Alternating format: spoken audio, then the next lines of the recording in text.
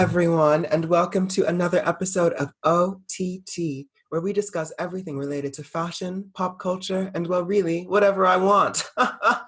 And today, we're going to be discussing and celebrating all things Lil Kim.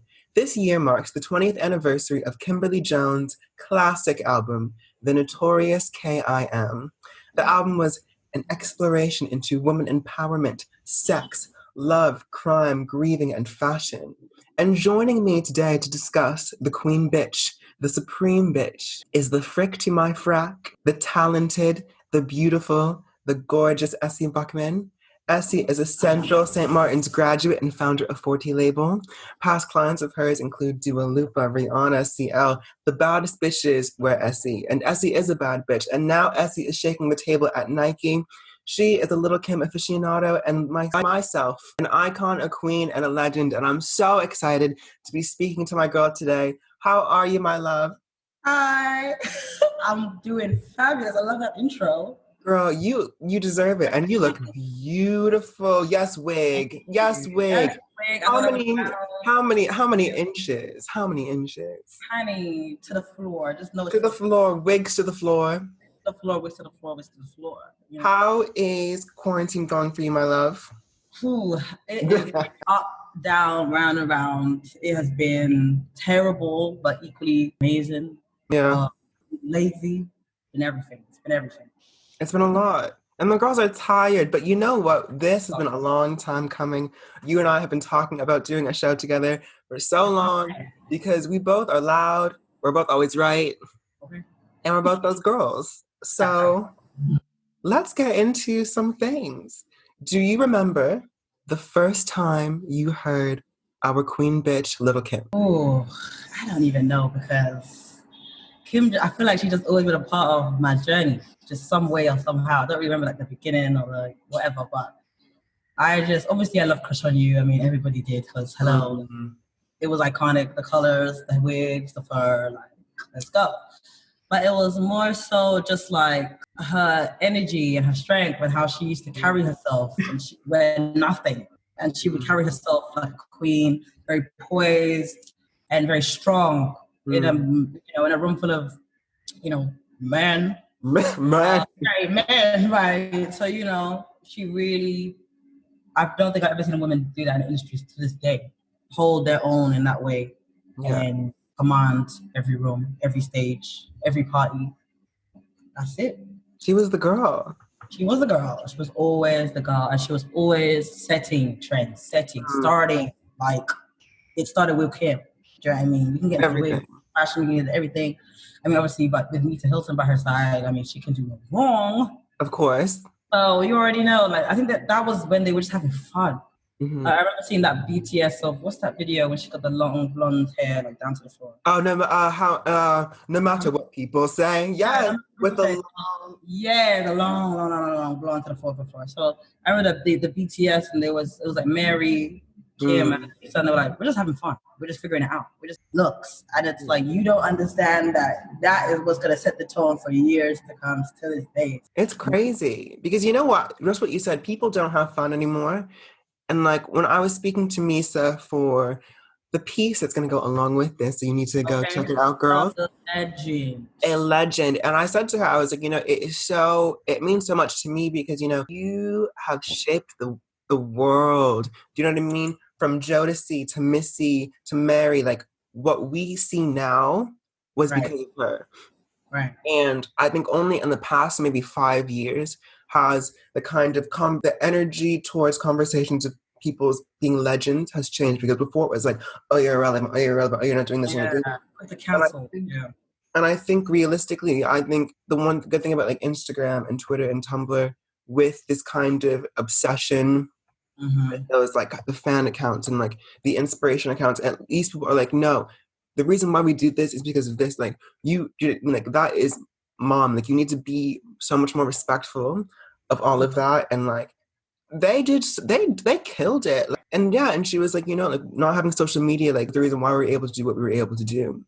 Right. And a lot of these girls got off the gram and got into a book. We would just have fun. And I think that's the thing. I think all of this anxiety that's culture has The fun is gone. Fun is gone. Yeah, it's all about budgets. It's all about followers, likes, subscribes. Well, this is you never had that back in the day. Their day, of course not. So it was kind of like, okay, once you wait for that video for ages, then it's like bam, you just set the tone. You've just changed the world with that video or that photo shoot. It was like you waited for that. There was an excitement that you couldn't wait for the next thing to come out. It was months or weeks or whatever that you would wait for something to come out. That kind of thing is kind of missing. It's just scrolling. And then people love to put things up before it's come out. Oh, this is the preview, or this is that. I'm like, you just ruined, like, it's blue balls for me. Like, I've seen the look. I don't want to see the video now. It's like, I don't want to see. I know it's going to, I know it's there. Like, right, the theme is cowgirl. The theme is, whatever it is. I'm like, okay, well, it's done. Thank you. I just hope. Thank you next. And the moment is it cannot be iconic. You literally cut it there. There's no moment to be iconic. You haven't done anything original or innovative, or you're too scared to, or there's labels and people that are telling you have to be a certain way or do a certain thing, or referencing a bunch of people that have already done this a million times. Back in the day, that wasn't the case. That wasn't the case. You were the reference. You made up the reference. And now everyone has the same reference. I'm not saying. And the girl, and it's hang it up. I don't hang it up, flat screen. I don't want to see another Scarface thing. I don't want to see it anymore. I don't want to see the Diamonds Are a Girl's Best Friend anymore. I don't want to see it. God, no. Leave. I just think people need to let people rest in peace. Rest in peace. Let it go. Rest in peace. Let it go, like Elsa, because it's just getting exhausting. And it's like we love homage. We love homage. That Stuff London mixtape cover when it's literally just her doing the same little Notorious. Yeah. Where are your ideas? Where are your songs? You should have made it your own. You know what I'm saying? Of course, big homage to the Queen. That is the only reason why you're here. Exactly. Make sure that you make it the Steph London way. Make it your own thing. Mm-hmm. Put your spin on it. You can always reference these things because, we're running out of things. I get it, but, make it your own. Who are you as an artist? Who are you as the one coming up next, supposedly, What trends are you going to set? Right. Okay. I need like a buzzer, like a ding. Right. Ding, ding, ding, ding. Right. I'm a bit younger than you. Okay. And for me, Golden Girls. The Golden Girls. I'm serving you Golden Girls, apparently. I'm joking.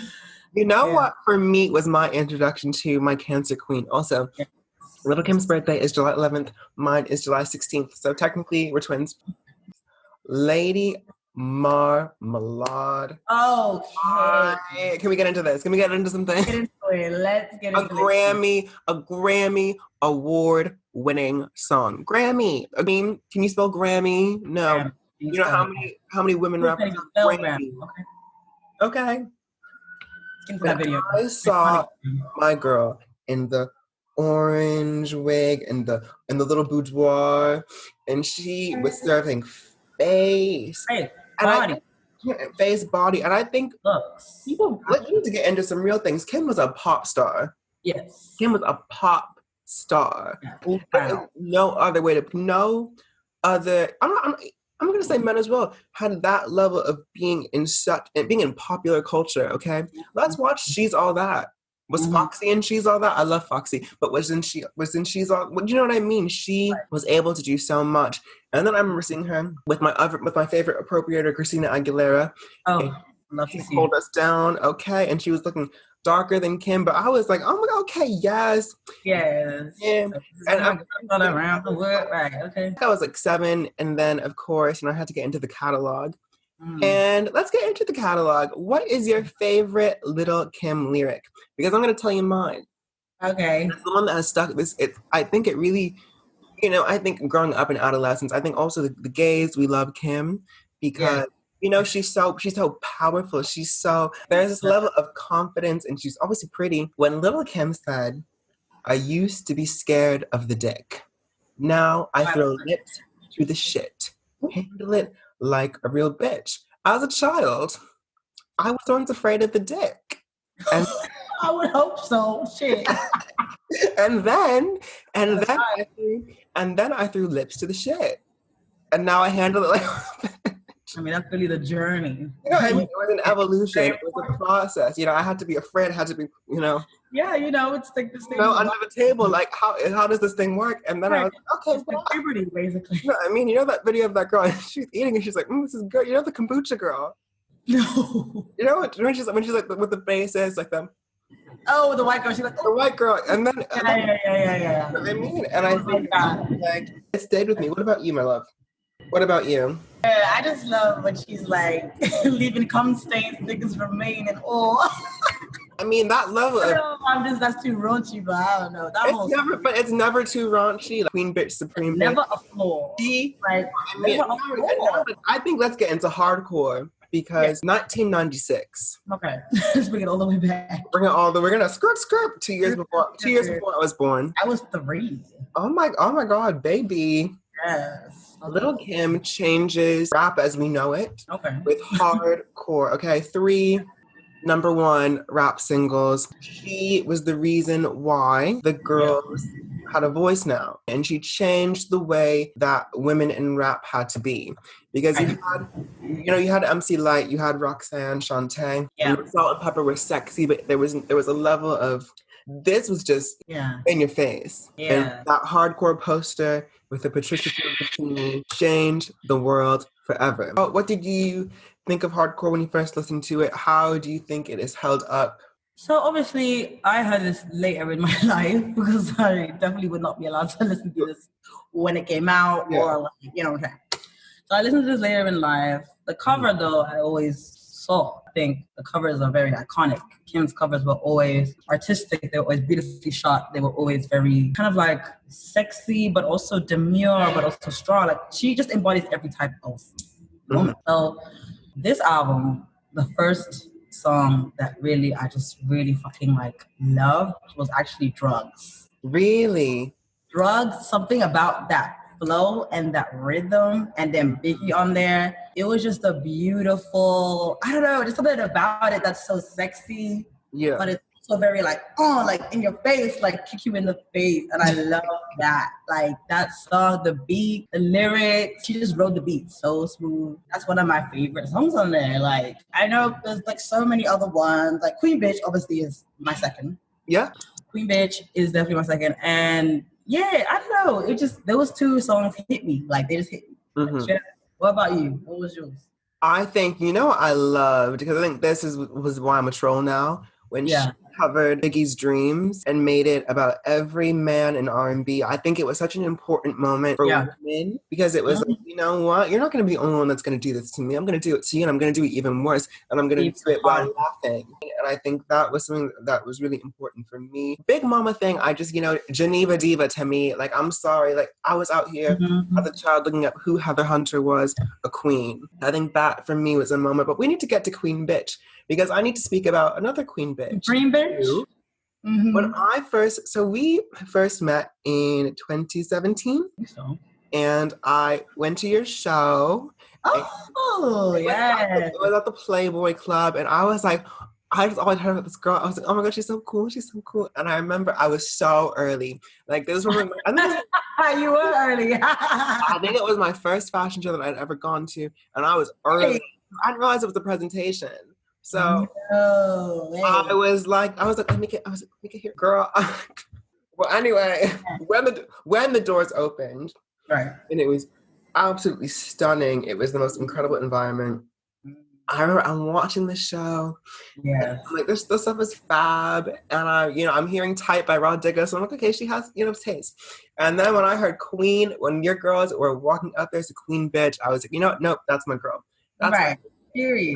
That's Frick Frack, like riffing. Okay. So let's get into you for a second, because you are a St. Martin's graduate, darling. Okay, she has a diploma, she has a degree. Okay, she has degrees. Period. Launched with absolutely sexy, stunning, sophisticated Fortie Label. Can you talk a bit about that and how you've gotten to where you are today? Ooh, it's a long story. Anyway. Let's get into this tea. Let's get into let me pour some Prozac. You might need to pour something. Right. I need to go grab my, okay? Because the glass is like, no.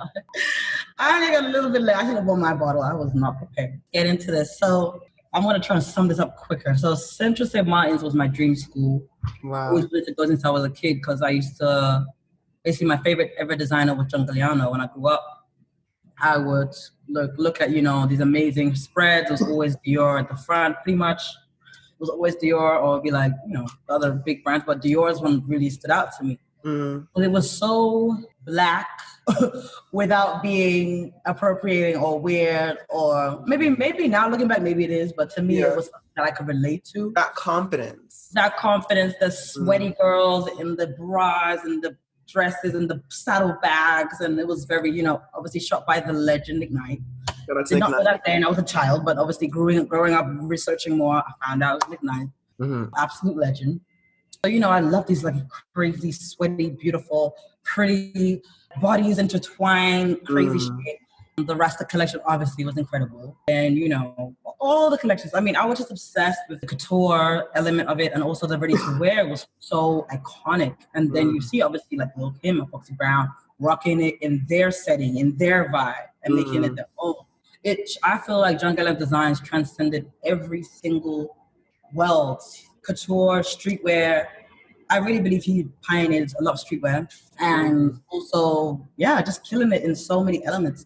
And him being this like showman, he was a showman. He put on shows. He put on like $1 million shows that were like, big productions. The theme was so evident and so strong. So I was obsessed. I was like, I want to be the female Galliano. I want to be like him. So I studied all the books. I used to go to Selfridges and sit there and read the books. I didn't buy them. Of course, I would just read them. Girl. Yeah, like and I kept seeing St. Martin's. So I was like, all right, I'm gonna go to St. Martin's. And being an African girl, there's no kind of fashion or art. You don't really do that. You search for a husband. Like there's no real scope for that. But I was obsessed. I used to draw every day, to sketch every day, and my mom was just like, all right, all right, I can't fight you no more. Like you're gonna, I guess, she's always really supportive since like I was a kid, because I just kept doing it. And so I got into St. Martin's. It was like the biggest deal of my life. And things got really serious, obviously, in final year. Final year is like, Bro, I know now. Right. It's like a totally different year, final year. Final year is like, okay, it's a business. You're a brand. You're an entity. Tutors fighting over you, like, trying to get you scholarships, trying to figure, like, who's getting in, and all the anxiety city. Stress city, but I just knew that like I'm not gonna play this year. I'm getting into the pressure. That was it. That was my only. And that doesn't make or break you. I know that for a fact. But I just at that point, it was for me. That was like I'm getting it. So when I got into the pressure, I was super excited, super hyped up, and that's really where the brand started from. Because and finally you can do whatever you want. You can do whatever collection or whatever design style, whatever theme. So my theme was based on the Fortie Elephants gang. So that's where the name comes from, Fortie. And it's based on this gang in like the 18th century. They used to like rob and steal, and like they were just bad bitches of the 18th century. And they used to wear like crinolines and like top hats and fur jackets, and they used to like hide jewelry under their coats and like do all this crazy shit at like Harrods and Selfridges. And I was like, this is wild. Like I wish I could do a movie on this, but I just wanted to like base it off of that, because I just thought it was such a weird story. So I was like, I'm gonna reimagine them. Like, how would they look like now? What would their daughters look like now if they were still running the gang and like inherited all this amazing furs and jewelry and like silks and stuff? Like, what would they do? They wouldn't be like in balaclavas and black tracksuits. They would be like showmen. They would be like, very like overt and very powerful and very strong. Bad bitches. Yeah, bad bitches. Yeah. So that's what it was about. So that collection was really interesting for me. It was really fun. It made the press show, and I had a lot of fun. I curated everything. I casted the models. I always have women of color. It's not a thing. It's not a trend. It's just not a trend, because you are a Black woman. Right. And people think because I'm a Black woman, I'm trying to make a point. I'm not making a point. This is just how I want it to go. I want to have women of color, and I wanted it to be very fresh and street, but also couture, and there's beauty. And I hand painted all the prints, and I did the Swarovskis all myself. Like I did all this stuff because I wanted it to be super powerful and strong and luxury, but street and all this stuff. So that's where it started. And Rihanna wore my first ever thing that I made. She wore the bustier. It went kind of crazy, and I was like, fuck it, I'm gonna just start this brand, this business, and see how it goes. So we've done 3 seasons. Yeah, it was a lot of fun. It was a lot of glamour, luxury, fun. I collaborated with all my friends. I worked with Ed Kamara, styling at least, I think, 2 of the seasons. Campbell Addy shot the first lookbook. Aiden Zamiri did like the set design for the We first love Aiden. We love Aiden. Like, so many amazing people that I worked with that are all just really good friends. And it was just a really amazing, and I all went to CSM and we all were like friends before anything. So it was amazing to work with close friends and people I consider family. So it was a good time. We did a lot of interesting, fun shows. There are a few things that you touched on because we're also going to move on to, you know, what's going on now and then some more Kim. But you brought something up that I think is really important, especially for people listening to this who are not Black. Being a Black designer, do you feel like, especially in the political climate that we're in, do you feel like there's always a pressure that you have to talk about this, you have to talk about this theme? I think the way that I feel like I have watched, I feel like a lot of us Black creatives kind of almost feel forced to be Rosa fucking Parks all the time. Right. Especially by like, you know, white brands, white companies, like they know they can't do it. So it's like, here's the mic. You know what I mean? Yeah.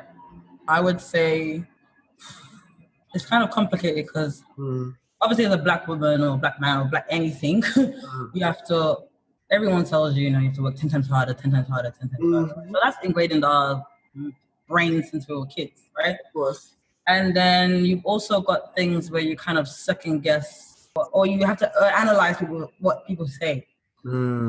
Sometimes I did a lot of interviews for like different magazine publications, and I'll say something and they will twist it. They'll edit it to be something different. That took a lot of understanding because I was like, oh, you want to paint a picture of me being a certain way, right? As a Black designer, right? Because people want you to be this like political or activist or whatever. Like they want you to have this stance on something because you're a Black designer or you're a Black female or whatever, right? But meanwhile, white people don't have to do that. They can just be like, at all. My aesthetic is this. But it's never about like, oh, you're making a statement because you're thinking about plus size or you're thinking about race or you're thinking about, like they wanna pinpoint Black people to have a stance on something. So say, oh, you're an African designer, what does that mean? Or you're from Africa, you was in Ghana, or you're a Black female, how does that feel? And like like they want to paint a picture of like a struggle story or whatever they want to do, right? So they want to do that, and they also want you to have. So as I just said about like, you know, I like to use women of color. They will force it to be like, oh, I'm making a statement. That me using models of color is not making a statement. So, you know, they want to paint a picture that you're making a statement or you're being revolutionary or being this and that. Whereas I just have a very strong aesthetic. And this is how I like to paint the picture. And I think people want to make it about race so bad because you're Black. Why can't I just exist in this space and make beautiful clothes? Exactly. Ding. Why can't I just make beautiful clothes? Why do I have to make a statement? Why do I have to stand for something? And that's fine if you do. But however, like when I was a kid, that wasn't what I was thinking about. I wanted to make beautiful clothes just like all the white girls do. It doesn't matter with the white boys or whatever. I don't care. I don't want to make beautiful clothes. This is a fact. I can be an activist in my separate life. I don't have to do it through my clothes. I don't have to. And I feel like a lot of magazines wouldn't need to do that. And they like kind of gear you towards that lane or something. I'm like, I have a story to tell. I have opinions. I have strong opinions, but I'm not gonna bring it through my clothes. Like, this is just beautiful clothes. I love the aesthetic. I love the vibe. I have references like Lil Kim, Fran Drescher, Marie Antoinette. It doesn't matter. That's your story. That's your narrative. Yeah, that's the story, and I'm sticking to it. And I guess what I said. And I really do think that especially media corporations, they really need to stop with this because how are you going to, let's be honest, how are you going to like talk about ending racism doing this if you are also perpetuating this by, you know, when you interview a white designer, are you asking them about Black Lives Matter?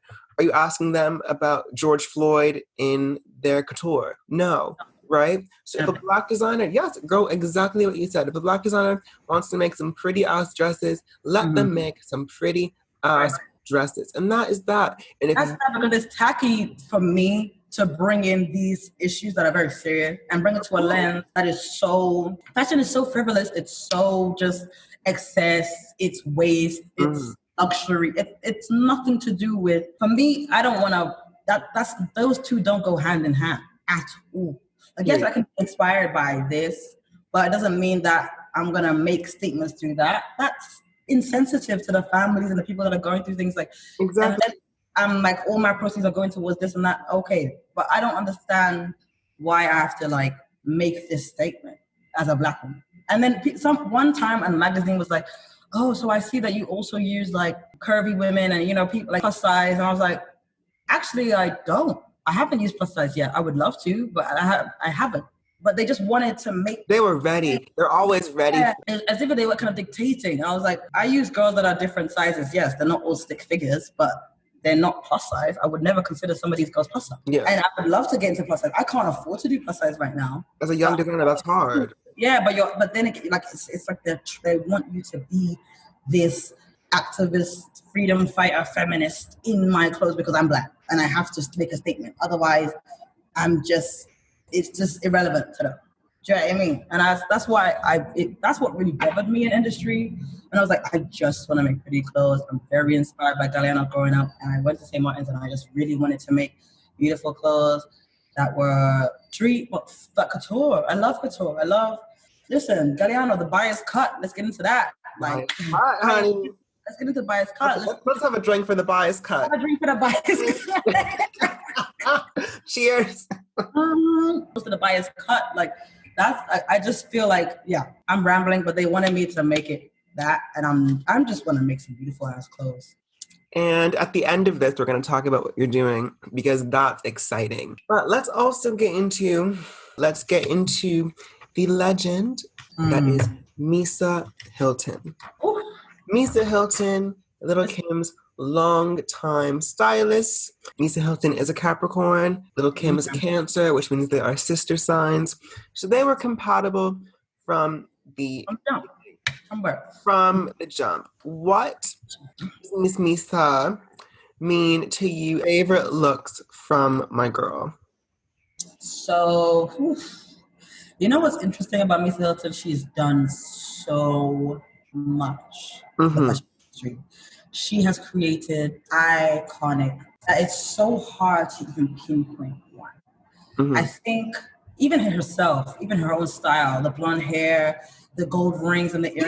She was a baddie. She was a baddie. Like she was she was giving like chola, but Black. But yes. She just was serving like the street, but so high fashion, and she would experiment so much. From head to toe, from hair to nails to the full look. Everything was completely considered. And I remember, I think I watched like a video about her and like, there were looks that I didn't even know she did. I was like, you did this? I was like, this is insane. And she's so humble. Very humble. Very soft-spoken. And I love what she did for that video. No matter what they say? Yeah, no matter what they say. And I think people forget, Miss Misa Hylton, she made a lot of those custom creations because of how small. Yeah. One, how small Lil Kim was. Two, designers would lend, right? What? Designers not even lend to her because of her like image. Because also like, showrooms weren't the same as they were, and they didn't always have the access. I was reading an interview with Misa about Lil Kim's love for Chanel, and Misa was straight up realistic. Most of the stuff Kim wore, Kim bought, right? Because it wasn't as if today the girls can't afford the clothes. The girls can't afford the clothes. Okay, those are wear it once and you send it back. I'm dead. Right, exactly. So Kim was buying a lot of the stuff. Off the rack. Let's talk about the iconic 1999 VMAs with the purple Indian lace jumpsuit. Who made that? Misa Hylton. Period. Misa Hylton. The patch on the titty? With the little thing on the titty, because Missy Elliott was like, whoa, how cute would it be if she just had one titty out? Be out like what? I mean, you imagine Diana Ross tapping your boob. That's a rite of passage. Jiggle. Jiggle. That means you're a diva. Honey, she made it. She had made it, but she made it. And since we're talking about being a diva, I need to put a certain diva on the docket for hijacking Lil Kim's Look, and it's not who you think I'm going to say. I'm going to say Diddy, because why is it you gave J-Lo her whole look? And another war crime is the CFDA. CFDA, you are on the docket. You are on the docket. Why are they on the docket? Because Tom Ford, sir, if you do not give Lil Kim the fashion award this year, and J-Lo's gotten it for that one dress, for that one green dress, for that girl, if I see it one more time, it was cute the first time. They remade it like 3 times. I'm like, girl, you're making it. Do you know what I mean? I know print what I mean. I'm so sick of it. I'm so tired. And we're all congratulations, you found Google Images. Shout out to you, ma'am. But right. What else do you have? Okay, you have P. Diddy's clothes. When you were in Sean John, it was cute. Right. You had the Versace dress the first time, and I'll give it the time on the runway. But if I see that fucking girl, if I see that print one more time, hang it up.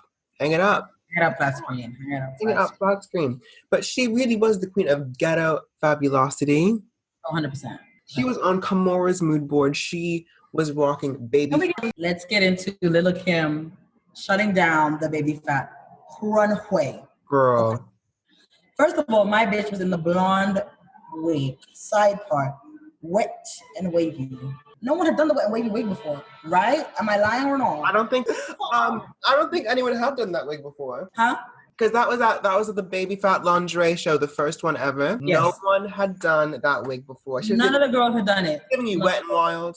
Wet and Wild? No, they was not doing that. They were still doing the weaves that had to leave out. Like, they were not doing the wigs wet and wavy like that. So, pioneers. So, Arrogant Tay, I Am Jonathan, yo, O Kim, a lot of money. But, you know what I'm saying? No, we love them. Okay. Get into the fur, let's get into the bikini, let's get into the body, confidence. She was... Once again, my queen is the body, confidence queen. She really just exudes power, confidence on the body. She's only wearing a bra and a fur. But that was the only look that anyone remembers from that show, right? Pretty sure. Only one.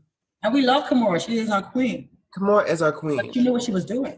She knew who to get. And I think it's so incredible as well that Kim went through a lot. She had been in multiple relationships where she was verbally and physically abused. That is the reason why I'm not accepting any of these jokes about her plastic surgery. Her nose had gotten broken in. This is why I need all of this to stop, because even still having Biggie was so horrible to her, but even still, she still found the strength to maintain his legacy and to still be so strong and not allow. Here's a right effect to the death. Even if something was going on inside, she was still going to rock the bikini with the fur. She was still going to wear what she wanted. And I think that was so important. And I think that's why fashion lived for my bitch. Let's talk about 1999. First girl to get Viva Glam, doing Iceberg, getting an ID cover, Queen of the Gays, because my girl had an Out magazine cover with the 2 little buns. Okay. Queen of the Gays. Queen of the Gays. I'm talking about David LaChapelle shoots, period, back to back. David LaChapelle. Who else in women in rap were doing David LaChapelle with a Thug Life inspired tattoo on the stomach? Let's get into this, because now we need to get into the doll wave that we are currently in. Oh, the dolls. The doll wave. Everyone wants to be a doll. I mean, I am the doll. But 1999, Foxy Brown. We love Foxy, by the way. This is no shade to Foxy. We love Fox. She's very important to the culture. Foxy Brown creates China Doll, which went #1. It knocked Britney Spears off of the #1 spot. Scoop, we love Britney too, though. We love Britney. That's my white queen. Minds her business. She minds her business. So Foxy comes out with China Doll, and it was an incredible album to me, to you, to us, to the girls. But there is no denying that the Notorious K.I.M., that was the creation of the doll, of the true doll look, with the colored contacts, blonde hair all the time, the long Rapunzel wigs, big lashes. Big lashes. She had a Viva Glam. What type of doll? The doll. So now let's get into the impact of the doll and the doll wave.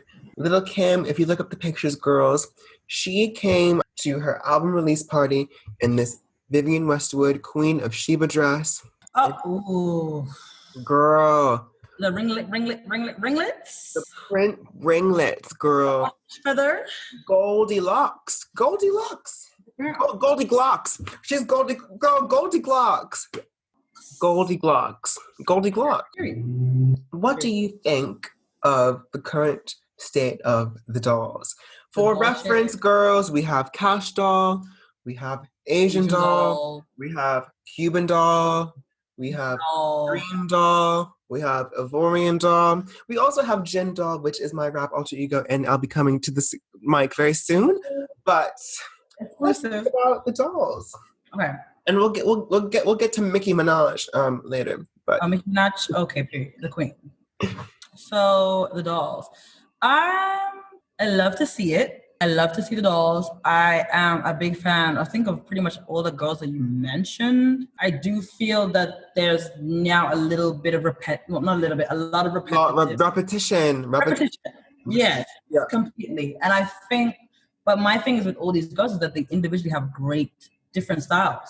I find Dream Doll to be really great. She's actually really weird the way she raps. Because she did this kind of baby thing, like everything nice, and then she's now doing like, yo, eat it, eat it. She needs to put Lil Kim on the songwriting because that's her voice, babe. Right, that gangster voice, yeah. She's finding herself, and that's fine because I like everything nice, and I like her on that track with you don't beat it. Yeah, yo, you didn't beat it. I was like, okay, that verse was the hardest verse on there, so I like all of it. Figure it out because that's what it was. 40. I had to figure it out. It was different. Like everything was different. I like Asian doll. She's gorgeous, and she also has a very hard. She's hard, but she's very feminine. I know she can fight. Right, I know she can fight, and that's the thing. Don't come at me about you can fight when you really can't fight, girl. Don't say it in your lyrics. My Miss Kim, she really went to jail. She really did all this. Okay, 1 year. Hello. Shout out to Rikers. All right, shout out to Rikers because, girl, my girl came to the, what was it, the VMAs or the BET Awards in the jumpsuit? In the jumpsuit, yeah, I think it was in 2005. And she took it off and she was wearing, Gabbana gown or something. Oh, that bitch. Yeah. All right, so my thing is about, I love the dolls. I love the Cash doll's amazing. Cash doll just seems rich. You know what I mean? She gives a rich auntie vibe. She gives off rich auntie. She's unproblematic. She's really funny too. She's not afraid to make fun of herself, which is good because a lot of these girls want to be very fashion over and very perfect and very sexy. I feel like she's not afraid to make fun of herself. And she makes music that resonates with people that she really resonates with. So what other dolls do we have? I don't speak of Cuban doll because of what she did. Cuban doll's problematic because you told me about this. Yeah, we don't speak of her. I really think she's very talented. She's off the docket. She's off. All right, she's off the docket. I mean, she's super talented, but she's lazy too. So I don't know. We have that I feel like I'm missing someone really important. There's Ivorian doll, but I don't know her well enough. So Ivorian doll is from the UK. Okay, UK. With Ivorian doll. Let me say she good. Ivorian doll is good. She's coming at you with. She's also giving you a foxy-ish. Okay. She's giving me. She's also not afraid to say some really dirty, nasty shit. That's what we love. About STDs and shit. Give me chlamydia, bitch. Yeah, she's really dirty and grimy and raw, and the beat is lit and the looks are fire. I like her a lot. I love Shabo. Shabo is Nigerian UK artist. She's incredible because she speaks in Yoruba in her raps, but she also mingles it with the UK culture. It's perfect. It's if anyone's from Africa and from the UK, you can relate to her. And she raps very aggressive. She's like a pit bull, and I like that. Steph London. Yeah. What about the other girls, moving on from the dolls? Girls in rap that you fuck with. I like. And you fuck with their style. Listen, Miss Sawati, she cannot rap, but she beautiful girl. You know what? I really like Sweetie Sawati. I like her energy. I really like her energy. I feel like she's giving what she's supposed to be serving, and that's fine. She's giving you pretty girl rap. She's giving you light skin rap. She's giving you wigs and lollipops and gold jewelry. Good body. Body face, Quavo. I mean, that's it. I just think she is kind of like a that bitch situation. You know what I mean? She's she's cute. Yeah, she fills the void. Yeah, and that's fine. Because I think realistically, we've missed it for so long. Through such a long drought. Realistically, at the tail end of like 1990, like 90s, 2000s, we had so many different incredible women in rap, and it was just so, it was like when you think about it, like we really were winning. You had Foxy, you had Kim, you had Trina. Ooh. Oh, I don't want. Oh, Heartbreak. I can't talk about this. Oh, Heartbreak. you know who I think I want more girls to get into because they don't have, the knowledge, the range, the taste. Yeah. Jackie O. I don't know who that is. Girl, you know the Jackie, you know the Yin Yang song. Girl, she had one album. She was from Miami. She beat Foxy's ass. She beat her ass. It was in like 2004. Foxy like went to the studio Jackie was at, and she got upset that this girl wasn't bowing down to her. She just, walked her like a dog. I'm gonna send you her music. Walk her like a dog. Girl, she has this one song called Sugar Walls. I'm telling you. And now you know what she is. She's a nurse. She said, "I'm done with this," and I think she went to the Lord. Earth. And actually, you know who else is on the docket? Quickly, Free motherfucking Marie. Free Marie is on the docket because I was rooting for her. She's on 106 in Park. I'm from the UK, baby. You gotta be careful. I don't know some of these things. I know 106, but I don't remember the Free Marie. Free, as in Free, the whole Free. Yeah, I know her, but I didn't know she rapped. She rapped? Yeah, she had a few songs. Like, she had some moments. It's nice now. All of the girls are finding their own lane. Rico yells, and it's her lane. Yeah, Rico Nasty is giving me her own lane, and that's really nice. Like Celine has her own lane, being the light skinned pretty bitch, giving you like pretty ghetto girl that's popular in school. She's giving me that, and I like that. She doesn't steer away from it. She's not trying to be a fashion girl now because she has money. No, she's just giving you cute girl shit. Then you've got, who else is really popping right now? Cupcake is hard. Cupcake really Cupcake is hard. Now, Cupcake actually gives me Kim. Yeah. Out of everyone. Nicki Minaj does not give me Kim. Not at all. Period. Nicki Minaj is all about the humor, the jokes, the wordplay. The female Wheezy. Like exactly. But she's more than a female Weezy even. She's her own. It's a whole different stratosphere. Yeah, she's a cartoon. She's funny, but she's really serious. But she's super sexy, super body positive. I just feel like people need to stop lumping female rappers into boxes because it's easy and convenient. And also, let's get into the fact that female rappers do not need to be nice to each other.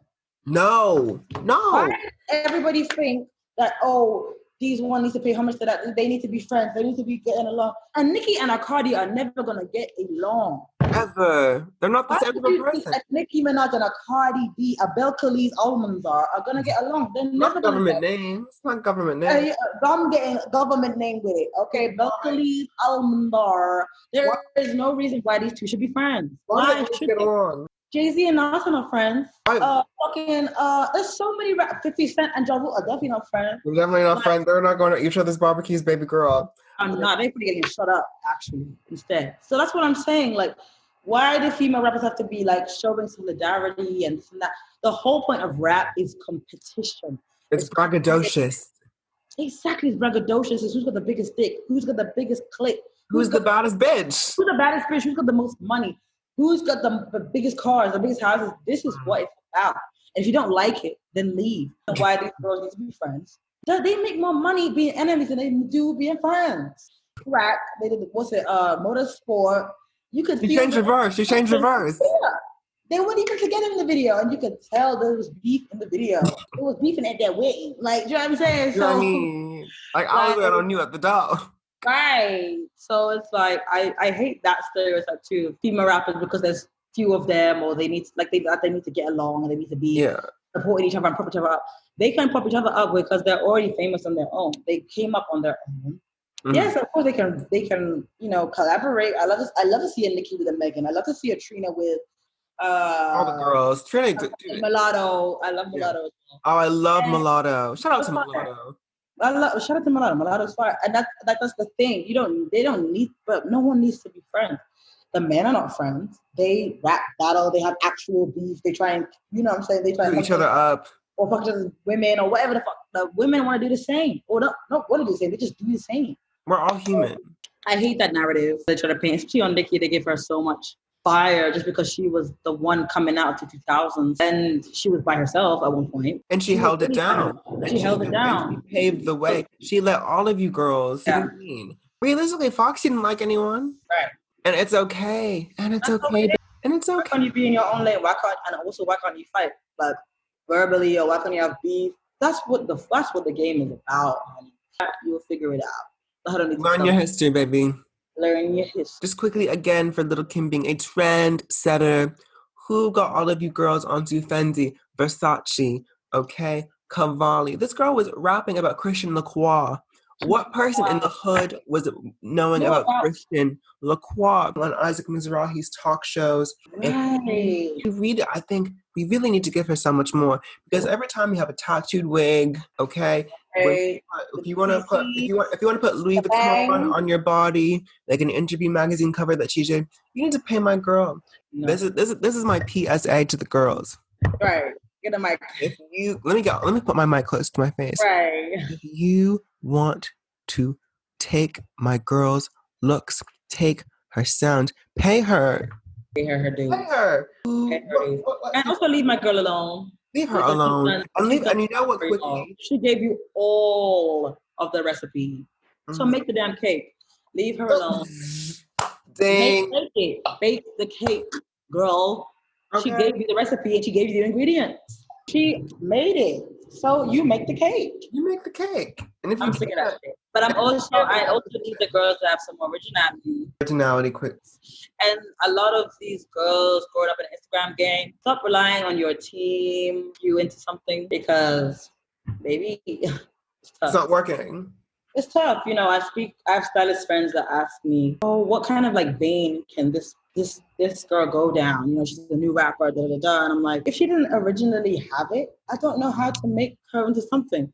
We're trying to avoid being Meta Stallion. We're trying to avoid being Nicki. You're trying to avoid, because you want to have your own voice. But if you didn't come out the gate originally with your own team, even your own like references, your own, I don't know. I could get this tip for you. Maybe I'm being very like harsh. No, you're exactly right. If you don't have anything, also we're living in a time of sameness.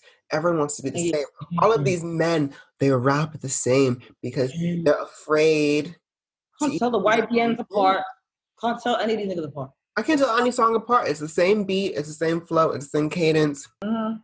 And what happens with that is you're gonna have nothing to stand on. Nothing. You're gonna have nothing to stand on. Love to see some girls giving you just something really fresh looking. Like, I would love to see like Steph London doing like a Monica Bellucci style, like very old Dolce Gabbana adverts, and it's very like she had this beautiful like full figure, and she has kind of exotic look. I'm like, I wish she would kind of go down more of that route, like very like Italian mafia.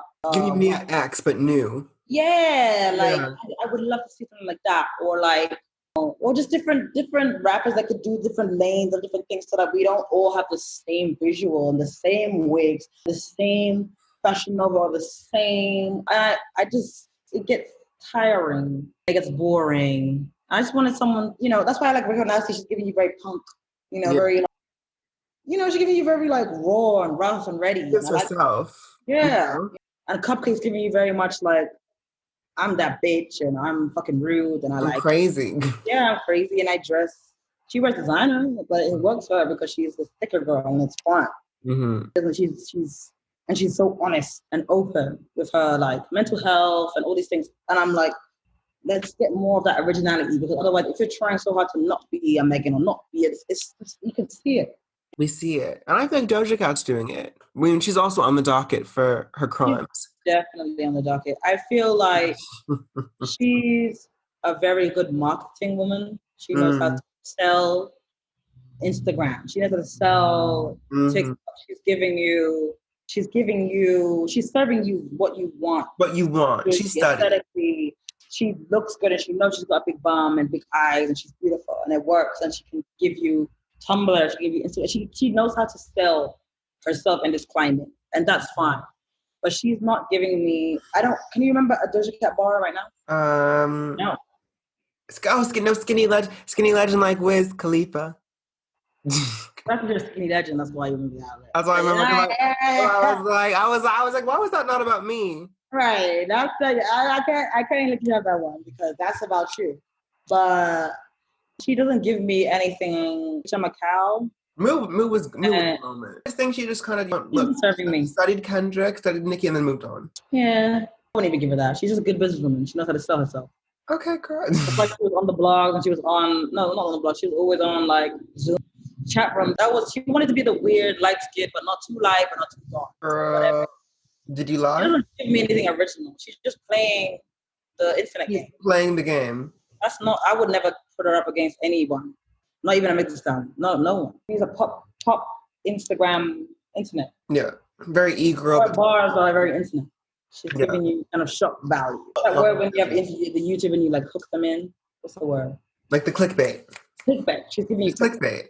Mm-hmm. Give me clickbait anyway. I don't know. When you say it like that, you know, the girls who grew up in the internet generation, they know.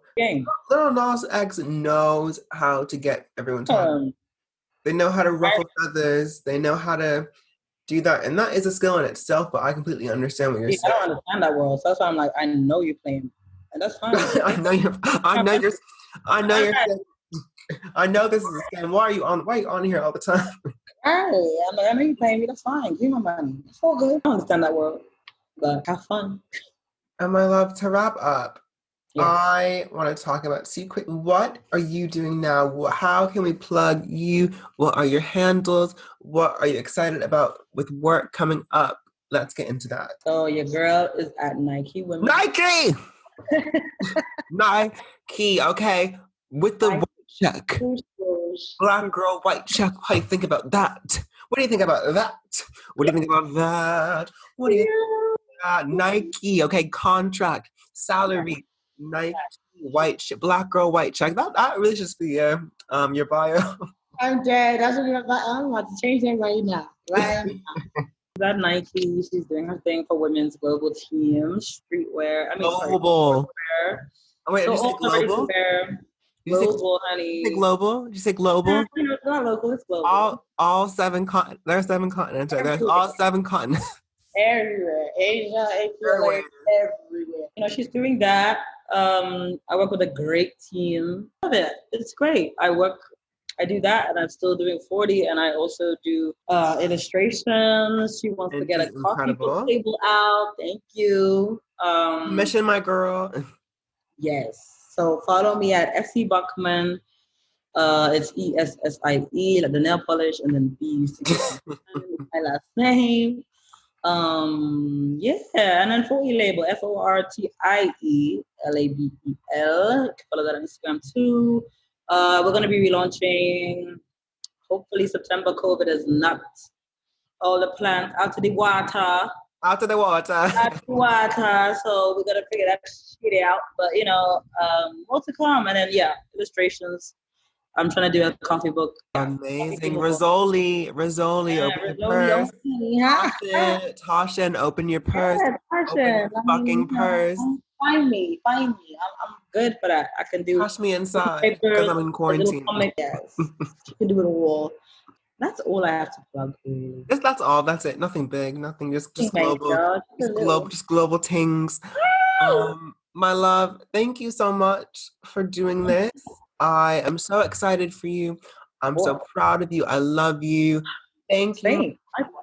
I cannot even wait for everyone to hear this because this is bad bitch shit. This is really just for pretty bitches only. Let me flip my wig. Thank you guys all for listening to O.T.T. You know where to find me, the doll, the gin doll. My Instagram is hey Trey. My number is private, so don't. So let in DMs. I get it. Thank you guys so much. Love and light always. We are still in quarantine, so please stay in your fucking house. Sending you guys so much love. Essie, thank you, my queen. Thank you, Trey. Love you.